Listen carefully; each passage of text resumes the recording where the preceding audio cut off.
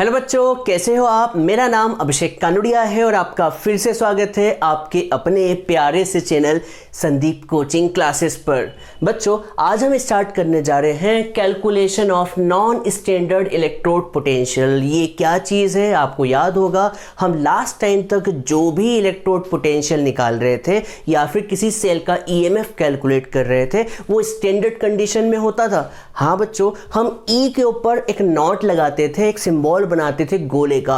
आपको पता होगा इस गोले का सिंबल का मतलब क्या होता है। इसका मतलब ये है कि सारी की सारी जो कंडीशन है वो स्टैंडर्ड कंडीशन थी। जैसे कि टेम्परेचर क्या होता था 298 केल्विन, कॉन्सेंट्रेशन होता था 1 मोलर, और जब कोई गैस की बात करें तो गैस का जो प्रेशर होता था वो होता था 1 बार। मान लीजिए कभी ये कंडीशन ना हो, तब आप किसी सेल का ईएमएफ या फिर इलेक्ट्रोड पोटेंशियल कैसे कैलकुलेट करेंगे। तब जाके एक साइंटिस्ट आता है जिसका नाम है नर्स्ट।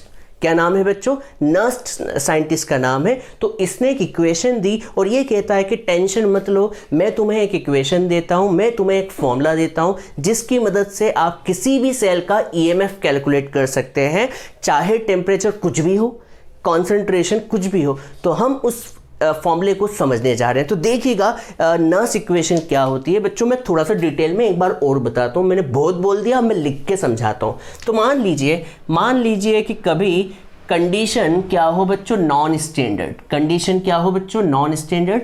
नॉन स्टैंडर्ड का मतलब टेम्परेचर 25 डिग्री सेल्सियस ना हो, इसका मतलब 298 केल्विन ना हो।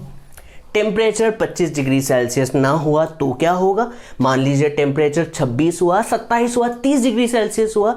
या फिर कहें कि मान लीजिए कभी कोई गैस है और प्रेशर कितना नहीं हुआ, 1 बार नहीं हुआ। तो बच्चों याद कीजिए, ये कंडीशन जो होती थी इक्वल्स टू की वो स्टैंडर्ड कंडीशन होती थी। अब नॉट इक्वल्स टू लगा के मैंने क्या कर दिया है, इन्हें नॉन स्टैंडर्ड कंडीशन बना दिया है। और कॉन्सेंट्रेशन क्या ना हो बच्चों, 1 मोलार ना हो। तब नर्स कहता है कि किसी भी सेल का ईएमएफ, किसी भी सेल का जो ईएमएफ होता है ई सेल, कैसे निकालेंगे ई सेल का फॉर्मूला जो होगा वो होगा E cell equals to E not cell minus R T upon में एन एफ। मैं सब कुछ समझाऊंगा, यहाँ पे आर क्या है, टी क्या है, एन क्या है, एफ क्या है, और साथ के साथ यहाँ पर नेचुरल लॉग जिसे हम लॉग बेस ई भी कहते हैं, log base e into Q. Sir ये क्यू क्या है, मैं सब कुछ डिटेल में बताने जा रहा हूँ बच्चों, बिल्कुल डिटेल में बताऊंगा, आप टेंशन नहीं ले। बिल्कुल सीट बेल्ट पहन कर बैठ जाए और आराम से कॉपी में लिखते जाएं कि यार एक एक चीज़ क्या क्या होने वाली है। तो बच्चों मैं यहाँ पर एक एक चीज़ के बारे में बताने जा रहा हूँ। तो सबसे पहले मैं बताता हूँ कि सर ई नॉट सेल क्या होता है। तो ई नॉट सेल क्या होता है बच्चों, ईएमएफ ऑफ सेल होता है। हाँ है ना बच्चों, ईएमएफ ऑफ सेल होता है, वो भी कौन सी कंडीशन में बच्चों, कौन सी कंडीशन में, at standard condition. Sir standard condition क्या होती है, अरे भाई स्टैंडर्ड कंडीशन होती है 298 केल्विन जिसे हम 25 डिग्री सेल्सियस कहते हैं। कॉन्सेंट्रेशन कितना होता है बच्चों, 1 मोलर। और कभी गैस की बात चल रही है तो प्रेशर कितना होगा, 1 बार। इसे स्टैंडर्ड कंडीशन कहते हैं, हाँ है ना। तो जब आप कभी ई नॉट सेल की बात करते हैं तो ई नॉट सेल क्या होता है, किसी भी सेल का ईएमएफ कब, स्टैंडर्ड कंडीशन में। और स्टैंडर्ड कंडीशन क्या होती है बच्चों, ये आपको बता दी गई है। अब ई सेल समझ में आ गया। अब मान लीजिए स्टैंडर्ड कंडीशन नहीं हुई तो ये जो ई सेल होगा, ई सेल जो होगा वो क्या होगा, ईएमएफ ऑफ सेल होगा। हाँ है ना, ईएमएफ ऑफ सेल होगा कब बच्चों, कब होगा बच्चों, एट नॉन स्टैंडर्ड कंडीशन। कौन सी कंडीशन मेरे प्यारे बच्चों, non standard condition. Non standard का मतलब क्या होता है, जब टेम्परेचर 298 केल्विन ना हो, कॉन्सेंट्रेशन 1 मोलर ना हो, और कभी हम प्रेशर की बात करें तो प्रेशर 1 बार ना हो। गैस की बात करें तो गैस के लिए हम प्रेशर की बात करते हैं। तो ई सेल समझ में आ गया, ई नॉट सेल भी समझ में आ गया। थोड़ा सा घुमा के लिख देता हूँ, मज़ा आता है। तो ये मज़ा भी आ गया होगा। अब ये भी आ गया। सर ये आर क्या है, तो आर क्या है, आर को लिख देते हैं, रंगीन बना देते हैं पेज को। तो आर जो होता है वो होता है यूनिवर्सल गैस कांस्टेंट, और आपको पता है इसकी तरह तरह की वैल्यू होती है, पर हम यहाँ पर कौन सी वैल्यू यूज़ करेंगे, तो हम यहाँ पर यूज़ करने वाले हैं 8.314 joule kelvin inverse mole inverse, joule kelvin inverse mole inverse. तो ये गैस कांस्टेंट की वैल्यू हो गई। आर भी समझ में आ गया। सर टी क्या है, तो टी जो है टेम्परेचर है, ये भी समझ में आ गया। सर किस में केल्विन में, इन केल्विन। तो आर भी समझ में आ गया और टी भी समझ में आ गया। सर एन क्या होता है, एन क्या होता है बच्चों, किसी भी सेल में क्या होता है, रिडॉक्स रिएक्शन होती है, ये तो आपको पता है। अब रिडॉक्स रिएक्शन में क्या होता है, ऑक्सीडेशन प्लस रिडक्शन। ऑक्सीडेशन क्या होता है, लॉस ऑफ इलेक्ट्रॉन, और रिडक्शन क्या होता है, गेन ऑफ इलेक्ट्रॉन। मतलब उस रिडॉक्स रिएक्शन में कुछ ना कुछ इलेक्ट्रॉन्स का इन्वॉल्वमेंट हुआ होगा, इलेक्ट्रॉन्स का ट्रांसफर हुआ होगा, किसी रिएक्शन में क्या हुआ होगा, इलेक्ट्रॉन लूज हुए होंगे, और जितने इलेक्ट्रॉन लूज हुए उतने ही इलेक्ट्रॉन क्या हुए होंगे, गेन हुए होंगे। तो एन क्या है, एन क्या है, number of electrons involve in cell reaction. Cell की रिएक्शन में कितने इलेक्ट्रॉन्स इन्वॉल्व हुए हैं, एन वो होता है। तो एन भी समझ में आ गया, एन भी समझ में आ गया। अब एन के बाद आता है एफ। तो ये एफ जो है वो है फेराड कांस्टेंट। क्या है बच्चों, फेराड कांस्टेंट, जिसकी वैल्यू जो होती है एग्जैक्ट होती है 96487 कूलम, और हम नियर अबाउट ले लेते हैं कितनी, 96500 कूलम। कैलकुलेशन के लिए हम क्या लेते हैं, 96500 कूलम, 96,500 कूलम। सर ये फेराड कांस्टेंट होता क्या है, तो बच्चों फेराड कांस्टेंट जो होता है वो होता है चार्ज। क्या होता है बच्चों, चार्ज ऑन 1 मोल इलेक्ट्रॉन। क्या बच्चों, charge on 1 mole electron. Sir नहीं आया समझ में, मैं आपको बताता हूँ बच्चों। एक इलेक्ट्रॉन पे चार्ज कितना होता है, तो आप कहेंगे 1.6 इंटू 10⁻⁻19 कूलम। एक इलेक्ट्रॉन पर 1.6 इंटू 10⁻⁻19 कूलम चार्ज होता है। तो बच्चों एक इलेक्ट्रॉन पे इतना, तो 1 मोल इलेक्ट्रॉन पर कितना होगा, तो आप जानते हैं 1 मोल कितना होता है। 1 मोल होता है एवोगैड्रो नंबर, याद कीजिए बच्चों, एवोगैड्रो नंबर का मल्टीप्लाई हो जाएगा किससे, 1.6 इंटू 10⁻⁻19 कूलम से। सर एवोगैड्रो नंबर क्या होता है, सर एवोगैड्रो नंबर क्या होता है, तो आपको याद होगा ये होता है बच्चों, ये वैल्यू आपको पता होगी। जब आप इसे सॉल्व करते हैं तो ये वैल्यू मिलती है सर कितनी, 96487 कूलम, या फिर नियर अबाउट 96,500 कूलम। ये वैल्यू होती है, एग्जैक्टली तो नहीं होती, ये अप्रॉक्स वैल्यू है। तो बच्चों आपको फेराड कांस्टेंट के बारे में भी पता चल गया। अब बच्चों आपको ये कहाँ से आया मैं बता चुका हूँ, पर फिर भी आपको नहीं भी पता हो तो आप बस इस वैल्यू को याद करें, 96,500 कूलम। इस वैल्यू को याद कर लिया तो भी काम चल जाएगा, मैं आपको गारंटी देता हूँ। तो बच्चों हमने एक एक चीज़ के बारे में पढ़ लिया। ई सेल क्या होता है ये भी पढ़ लिया, ई नॉट सेल क्या होता है ये भी पढ़ लिया, आर क्या है गैस कांस्टेंट पढ़ लिया, ये भी पढ़ लिया, टी क्या है टेम्परेचर है केल्विन में, एन क्या है नंबर ऑफ इलेक्ट्रॉन जो कितने इन्वॉल्व हुए हैं, और एफ क्या है फेराड कांस्टेंट है। सर फेराड कांस्टेंट होता क्या है, चार्ज ऑन 1 मोल इलेक्ट्रॉन। एक इलेक्ट्रॉन पे कितना चार्ज होता है, इतना, है ना। तो यहां पर मैं लिख दूं, कभी आपको डिटेल में पढ़ना हो तो, चार्ज ऑन 1 इलेक्ट्रॉन, एक इलेक्ट्रॉन पे चार्ज इतना होता है, तो भैया चार्ज ऑन 1 मोल इलेक्ट्रॉन इतना होगा।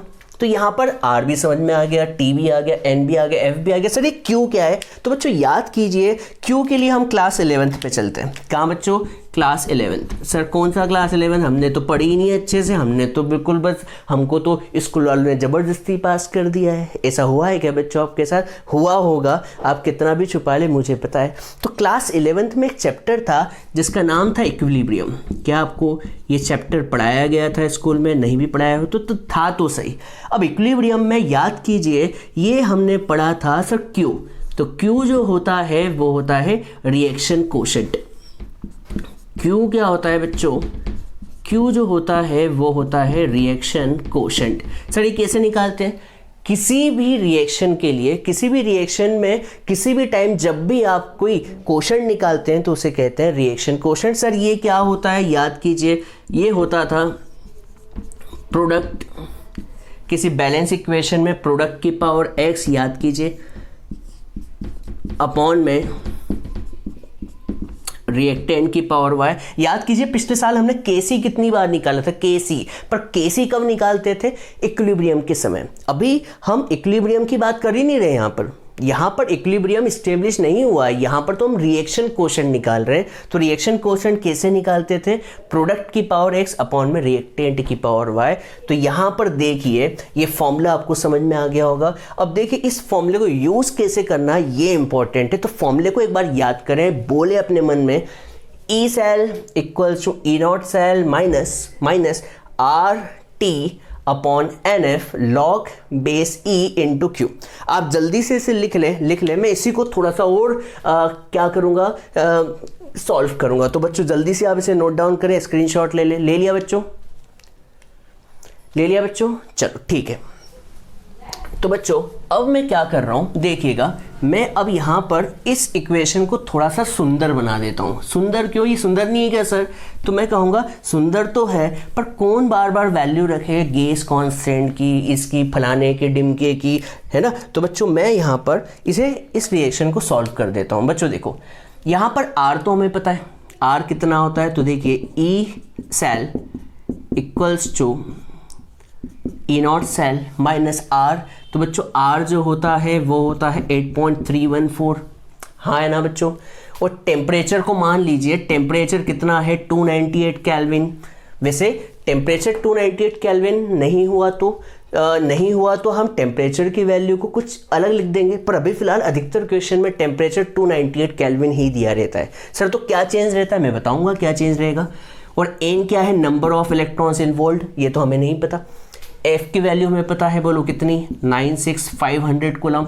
ये सारी वैल्यू रख दी, हाँ है ना बच्चों। याद कीजिए बच्चों लॉग का जो बेस ई होता है उसको हम चेंज कर सकते हैं किसमें, लॉग बेस 10 में। तो बच्चों लॉग बेस 10 में चेंज करने के लिए याद कीजिए किससे मल्टीप्लाई करना होता है, 2.303 से, याद कीजिए। तो यहाँ पर लॉग बेस ई को चेंज करने के लिए हमने किससे मल्टीप्लाई कर दिया, 2.303 से। और यहाँ पर क्या आ जाएगा बच्चों, लॉग बेस 10 इंटू क्यू, ठीक है।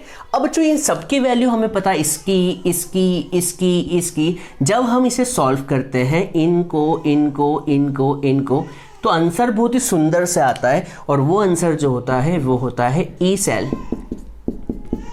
Equals to E not cell, E cell equals to E not cell. और इसको जब हम सॉल्व करते हैं तो ये आता है 0.059। कितना आता है बच्चों, 0.059। याद रख लीजिए बच्चों, 0.059 अपॉन में एन क्या है, number of electrons involve in a reaction. Cell के रिएक्शन में कितने इलेक्ट्रॉन्स इन्वॉल्व हुए हैं वो होता है एन। और यहाँ पर क्या आ जाएगा बच्चों, log base 10 Q. Sir Q क्या होता है, तो क्यू को हम अलग से लिख देते हैं। तो इस फॉर्मूले पर तो गोला लगा ले बच्चों, डब्बा लगा ले, डब्बा बहुत ही इंपॉर्टेंट है। तो हमारे पास एक फॉर्मूला ये आ गया। तो ई सेल कैसे कैलकुलेट करेंगे, non standard condition, E cell equals to E not cell minus 0.059 upon में n log base 10। Sir Q क्या होता है, तो क्यू जो होता है वो होता है प्रोडक्ट का कॉन्सेंट्रेशन की पावर एक्स। सर एक्स क्या है, एक्स जो होता है स्टोकियोमेट्रिक कांस्टेंट होता है, बता देता हूँ, अपॉन में रिएक्टेंट की पावर वाई। सर ये एक्स और वाई क्या है, तो यहाँ पर लिख देता हूँ मैं, आपको हर चीज़ क्लियर हो रही होगी। तो एक्स और वाई क्या है बच्चों, स्टोकियोमेट्रिक कांस्टेंट है। क्या है बच्चों, स्टोकियोमेट्रिक कांस्टेंट। तो जल्दी से इसे लिख ले। अब हमें क्या करना है, इन पर बहुत सारे क्वेश्चन सॉल्व करने हैं, न्यूमेरिकल सॉल्व करने हैं। जल्दी से आप इसे नोट डाउन कर लें और इस फॉर्मूले को बिल्कुल अच्छे से याद कर लें, क्योंकि ये इतना इंपॉर्टेंट फॉर्मूला है कि एग्जाम में इसी में से क्वेश्चन बनते हैं गारंटीड। तो बच्चों इस पर गारंटीड क्वेश्चन बनने वाले हैं, ये मैं आपको गारंटी से बोल दूं। तो आप जल्दी से इसे लिख लें, नोट डाउन करें बच्चों। चलिए बच्चों कुछ क्वेश्चंस करते हैं किस पर, नर्स इक्वेशन पर। बच्चों बहुत ही इंपॉर्टेंट टॉपिक है एग्जाम पॉइंट ऑफ व्यू से, चाहे एग्जाम आपकी जेई हो, नीट हो या फिर आपकी बोर्ड एग्जाम हो। तो बच्चों चलिए शुरू करते हैं, ऐसे हम बहुत सारे क्वेश्चन करेंगे। तो पहला क्वेश्चन देखते हैं क्या है। आपसे बोला गया है write Nernst equation for the following cell. आपको फॉलोइंग सेल के लिए क्या लिखनी है, नर्स्ट इक्वेशन लिखनी है। तो बच्चों नर्स्ट इक्वेशन को कभी हम देखें तो नर्स्ट इक्वेशन का फॉर्मूला आपको पता होना चाहिए, और फॉर्मूला पता हो तो हम सब कुछ निकाल सकते हैं। तो फॉर्मूले को हम एक बार देख लेते हैं। तो फॉर्मूला जो होता है वो होता है E cell equals to E not cell minus, याद कीजिए हमने लिखा था RT/NF, अब लिखने की ज़रूरत नहीं है, सीधे से हमने लिख दिया था 0.059 डिवाइड बाय n, और यहाँ पर लिखा था log base 10 into Q। Sir Q क्या था, तो Q जो था वो था रिएक्शन कोशेंट, और रिएक्शन कोशेंट कैसे निकालते हैं, तो बच्चों product to the power x upon में reactant to the power y। ठीक है, अभी फिलहाल हम न्यूमेरिकल सॉल्व नहीं कर रहे हैं, हम सिर्फ इसे लिखना सीख रहे हैं। फॉर्मूला आपको याद होना चाहिए, ई सेल इक्वल्स टू क्या होता है बच्चों, ई नॉट सेल माइनस, याद कीजिए इस फॉर्मूले में RT/NF था, हमने R की वैल्यू डाल दी थी, T की वैल्यू 298 केल्विन डाली थी, और F की वैल्यू डाली थी 96,500 कूलम। जब इसे सॉल्व किया था तो ये आंसर आया था डिवाइड बाय n और log बेस 10, और यहाँ पे रिएक्शन कोशेंट था। तो कभी आप इस इक्वेशन के लिए, इस सेल के लिए नर्स इक्वेशन लिखना चाह रहे हैं तो बच्चों आपको क्या आना चाहिए, n पता होना चाहिए, प्रोडक्ट पता होना चाहिए, और रिएक्टेंट पता होना चाहिए। तो चलिए बच्चों देखते हैं। आपको याद होगा हमने लास्ट लेक्चर में पढ़ा था कि ये सेल का रिप्रेजेंटेशन होता है, ये तो याद ही होगा बच्चों, याद होना चाहिए। ये जो होता है ये होता है सॉल्ट ब्रिज, आपको ये भी पता होगा, ये होता है सॉल्ट ब्रिज का सिंबल, और लेफ्ट में जो होता है वो होता है एनोड। हाँ है ना बच्चों, लेफ्ट में होता है एनोड, और एनोड पर होती है ऑक्सीडेशन रिएक्शन, और राइट में जो होता है वो होता है कैथोड, और कैथोड पर जो रिएक्शन होती है वो होती है रिडक्शन। कौन सी प्रोसेस होती है बच्चों, रिडक्शन प्रोसेस होती है। इधर होती है ऑक्सीडेशन, और उधर होता है रिडक्शन, ये भी आपको पता है। तो आपसे कोई पूछे कि भैया एट एनोड कौन सी प्रोसेस हुई है, तो आप कहेंगे सर एनोड पर तो हमेशा एक ही बात होती है, एनोड पर होता है ऑक्सीडेशन, होता है कि नहीं बच्चों। तो एनोड पर ऑक्सीडेशन होगा बच्चों, क्या होगा बताओ, निकल जो सॉलिड स्टेट में है उसने 2 इलेक्ट्रॉन को लूज किया होगा। सर क्यों, क्योंकि ऑक्सीडेशन का मतलब ही होता है, क्या होता है बच्चों, लॉस ऑफ इलेक्ट्रॉन। तो निकल ने 2 इलेक्ट्रॉन को लूज किया होगा तो Na+2 बना होगा, और ये एक्वस स्टेट में आया होगा, और इसने 2 इलेक्ट्रॉन लूज किए होंगे। हाँ है ना बच्चों। और सर कैथोड पर क्या हो रहा होगा, तो बच्चों एट कैथोड देख लेते हैं, डरने की क्या बात है। कैथोड पर बच्चों हो रहा होगा रिडक्शन। सर रिडक्शन क्या होता है, तो रिडक्शन जो होता है वो होता है, क्या होता है प्यारे बच्चों, गेन ऑफ इलेक्ट्रॉन होता है, ये भी आपको पता है। तो यहाँ पर क्या हो रहा होगा, कैथोड पर रिडक्शन, और रिडक्शन होता है इलेक्ट्रॉन का गेन होना। तो बच्चों बताओ क्या हो रहा है, ये जो Ag+ एक्वस स्टेट में है, Ag में कन्वर्ट कब हुआ होगा, सोचो Ag में कन्वर्ट कब हुआ होगा, जब इसने एक इलेक्ट्रॉन गेन किया होगा। हाँ है ना बच्चों, एक इलेक्ट्रॉन गेन किया होगा, तो ये बन गया Ag सॉलिड स्टेट में। अब आप कभी इन दोनों की कंबाइंड रिएक्शन लिखने की कोशिश करें तो आप ये देखेंगे कि ऑक्सीडेशन में तो 2 इलेक्ट्रॉन लूज हुए थे, दिख ही रहे, और यहाँ पर रिडक्शन में एक ही इलेक्ट्रॉन जो हो रहा है वो क्या हो रहा है, गेन हो रहा है। ये तो बहुत ही गलत बात है।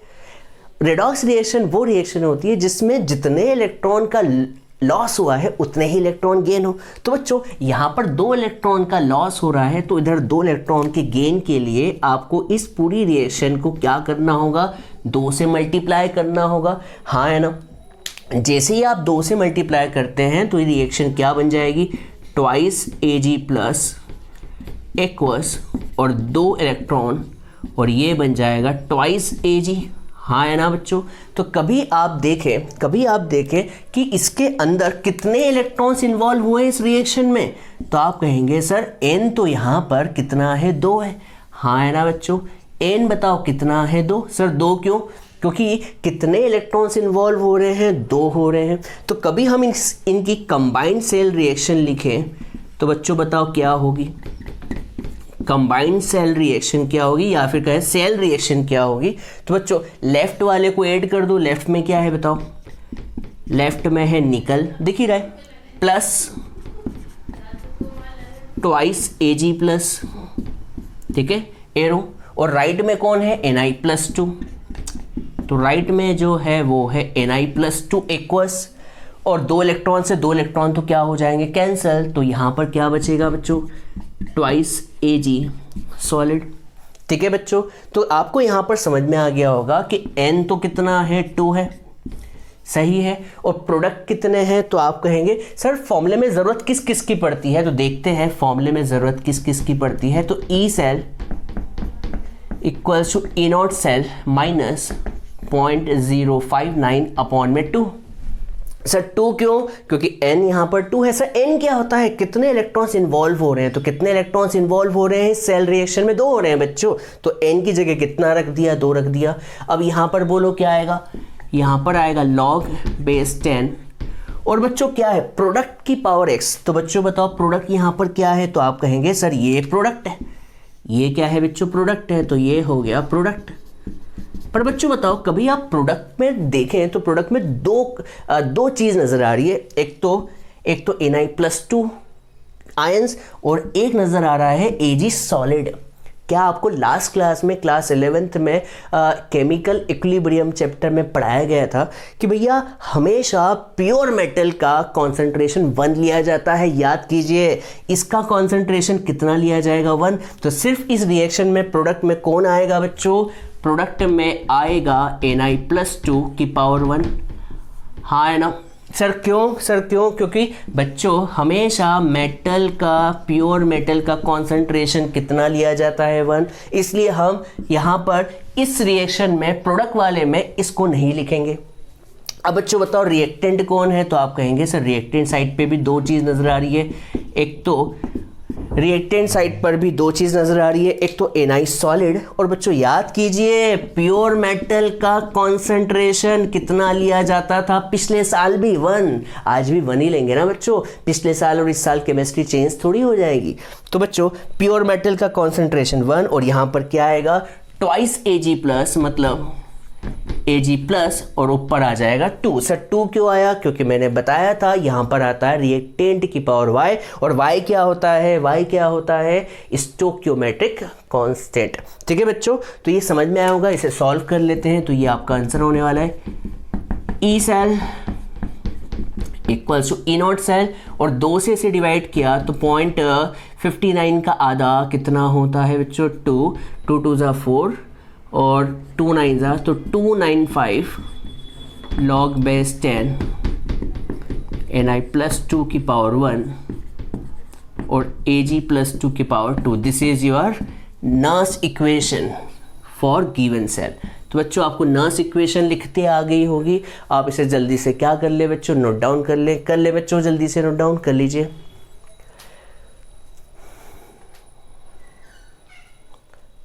ठीक है बच्चों, आपने नोट डाउन कर लिया होगा। तो अब मैं एक क्वेश्चन यहीं पर, क्वेश्चन का एक जनरल इक्वेशन लिख देता हूं। तो मान लीजिए एक जनरल सेल रिएक्शन है, क्या है बच्चों, जनरल फॉर्मूला बना देते हैं। तो बच्चों एक जनरल सेल रिएक्शन है, सर जनरल सेल रिएक्शन क्या है, AA plus BB gives CC plus DD। मैं यहाँ पर ये नहीं बता रहा हूँ कि एक सॉलिड है कि एक्वस है, मैं बस लिख रहा हूँ AA प्लस BB। कभी सॉलिड हुआ तो भैया उसका कॉन्सेंट्रेशन 1 ले ही लीजिएगा आप, ठीक है। और यहाँ पर कितने इलेक्ट्रॉन्स इन्वॉल्व हो रहे हैं इस रिएक्शन में, n इलेक्ट्रॉन्स इन्वॉल्व हो रहे हैं।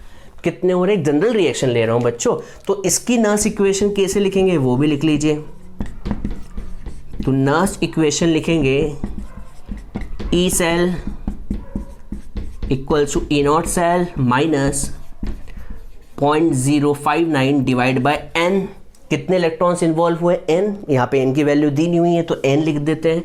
और यहाँ पर क्या आएगा बच्चों, log बेस 10 प्रोडक्ट। अब बच्चों बताओ प्रोडक्ट कौन है, तो C की पावर C, D की पावर D, और रिएक्टेंट कौन है, A की पावर A और B की पावर B। बच्चों मान लीजिए मैं इस पे पहले ब्रैकेट लगा देता हूँ। तो ये तो हो गया आपकी जनरल इक्वेशन का। अब मान लीजिए कभी इनमें से एक सॉलिड हुआ, मान लीजिए प्योर सॉलिड है, मान लीजिए प्योर सॉलिड है, तो यहाँ पर इसका कॉन्सेंट्रेशन कितना आ जाएगा, 1। मतलब इस टर्म को लिखने की ज़रूरत है ही नहीं, हाँ है ना। और पर कभी मान लीजिए ये भी एक्वस है, ये भी एक्वस है, तो लिखना तो पड़ेगा। प्योर सॉलिड हुआ तो 1 लिखना होगा, और कभी एक्वस हुआ तो दोनों को लिखना होगा। ये बात आपको समझ में आ गई होगी। ऐसा इसके साथ भी कर सकते हैं। कभी मान लीजिए यहाँ पर ए वाला प्योर सॉलिड होता तो प्योर सॉलिड का कॉन्सेंट्रेशन कितना लेते हैं, 1 लेते हैं बच्चों। पर अभी मान लीजिए कभी ये दोनों इक्वल्स है तो दोनों टर्म आएगी। अब जल्दी से आप इसे लिख लीजिए। अब लिखने के बाद हम कुछ और न्यूमेरिकल्स करेंगे और आज नर्स इक्वेशन को अच्छे से कंप्लीट करके ही दम लेंगे। तो बच्चों जल्दी से इसे लिख लीजिए।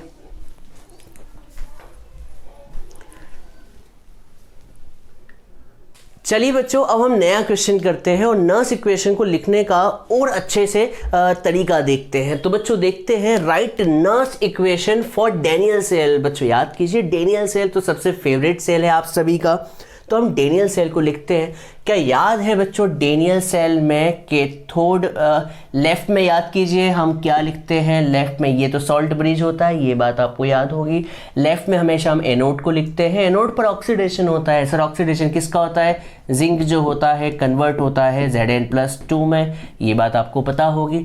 और सर कैथोड में या फिर कहें राइट साइड में क्या होता है, तो राइट साइड में जो Cu+2 का जो एक्वस आयन है वो इलेक्ट्रॉन को गेन करता है और गेन करके क्या बनाते हैं, कॉपर सॉलिड बनाते हैं। हाँ है ना, ये हो गई डैनियल सेल की क्या सेल रिप्रेजेंटेशन। अब आपको क्या लिखना है, नर्स इक्वेशन। तो जो नर्स इक्वेशन लिखने के लिए सबसे पहले हमें n निकालना होता है। तो बच्चों देखते हैं, सबसे पहले बता देता हूं कि हम लेफ्ट में क्या लिखते हैं, लेफ्ट में होता है ऑक्सीडेशन। याद है आपको सर ऑक्सीडेशन क्या होता है, ऑक्सीडेशन होता है लॉस ऑफ इलेक्ट्रॉन। लोन याद होगा, loan loan loan loan loan, क्या आपको लोन वर्ड याद है, लेफ्ट में होता है ऑक्सीडेशन।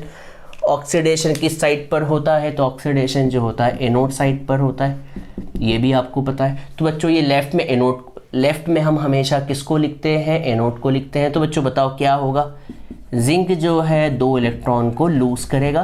तो Zn जो है वो 2 इलेक्ट्रॉन को लूज कर रहा है, किया इलेक्ट्रॉन को लूज। और सर राइट में क्या होगा, तो बच्चों राइट में होता है रिडक्शन। जल्दी से लिखता हूं मैं जिससे आपको जल्दी से आपको समझ में आए। राइट साइड में होता है रिडक्शन। सर रिडक्शन क्या होता है, रिडक्शन होता है गेन ऑफ इलेक्ट्रॉन। और गेन ऑफ इलेक्ट्रॉन कहाँ पर होता है बच्चों, गेन ऑफ इलेक्ट्रॉन होता है कैथोड साइड पर। सर क्या होता है, Cu+2 जो है एक्वस के हैं वो 2 इलेक्ट्रॉन को एक्सेप्ट करते हैं और कॉपर सॉलिड बनाते हैं। हाँ है ना। अब आपसे कोई पूछे कि भैया इन रिएक्शन में कितने इलेक्ट्रॉन्स जो हो रहे हैं, इन्वॉल्व हो रहे हैं, तो आप कहेंगे सर 2 इलेक्ट्रॉन्स इन्वॉल्व हो रहे हैं। तो n कितना हो गया, 2 हो गया। हाँ है ना बच्चों, तो n जो हो गया वो 2 हो गया। ये बात आपको समझ में आ गई। अब बच्चों अब इन दोनों रिएक्शन को हम कंबाइन लिखते हैं। तो सेल रिएक्शन बताओ क्या होगी, तो आप कहेंगे सर सेल रिएक्शन क्या होगी, लेफ्ट में आएगा जिंक सॉलिड आएगा बच्चों, जिंक सॉलिड प्लस कौन आएगा, Cu+2, Cu+2 आएगा एक्वस। 2 इलेक्ट्रॉन से 2 इलेक्ट्रॉन तो कैंसिल हो गए। और राइट में कौन आएगा, तो राइट में आएगा Zn+2 aqueous plus copper solid. ये आ गया बच्चों। अब आपको नर्स इक्वेशन लिखनी है। क्या लिखनी है बच्चों, नर्स इक्वेशन लिखनी है। तो बताओ कैसे लिखेंगे प्यारे बच्चों। तो नर्स इक्वेशन होती है E cell equals to E not cell. किसी को पता है बच्चे ई सेल क्या होता है, calculation of EMF of cell at a non standard condition, non standard condition. और ये calculation of EMF of cell at standard condition. Minus बोलो क्या होता है बच्चों, 0.059, 0.059 याद होगा। डिवाइड बाय क्या होता है, n कितना है, तो n है 2। ठीक है बच्चों, n कितना है, 2 है। और यहाँ पर आता है log बेस 10 और यहाँ पर आता है प्रोडक्ट और नीचे आता है क्या आता है बच्चों, रिएक्टेंट। ये भी आपको पता होगा। तो ऊपर आता है प्रोडक्ट, नीचे आता है रिएक्टेंट। तो बच्चों बताओ प्रोडक्ट में क्या नजर आ रहा है, तो आप कहेंगे सर प्रोडक्ट में तो 2 चीज नजर आ रही है। पर बच्चों बताओ प्रोडक्ट में एक जो चीज है वो प्योर मेटल है और प्योर मेटल का कॉन्सेंट्रेशन कितना लिया जाता है, 1। तो सिर्फ क्या आएगा बच्चों, तो आएगा Zn+2। हाँ है ना, प्रोडक्ट में आएगा Zn+2। और रिएक्टेंट में भी एक प्योर मेटल है और प्योर मेटल का कॉन्सेंट्रेशन कितना होता है, 1। इसलिए इसको लिखने की ज़रूरत नहीं है, इसे भी लिखने की ज़रूरत नहीं है। सिर्फ किसे लिखेंगे, Cu+2 को। तो Cu+2 और पावर दोनों की कितनी आएगी, 1, क्योंकि ये बैलेंस रिएक्शन है। तो ये आपका क्या हो गया बच्चों, आंसर हो चुका है। क्लियर है प्यारे बच्चों? तो आपको नर्स इक्वेशन लिखती आ गई होगी किसकी? डैनियल सेल की। अब मैं अगला क्वेश्चन करवा रहा हूँ, कुछ न्यूमेरिकल्स करवा रहा हूँ, तो आप जल्दी से आप इसे लिख लीजिए बच्चों, लिख लो।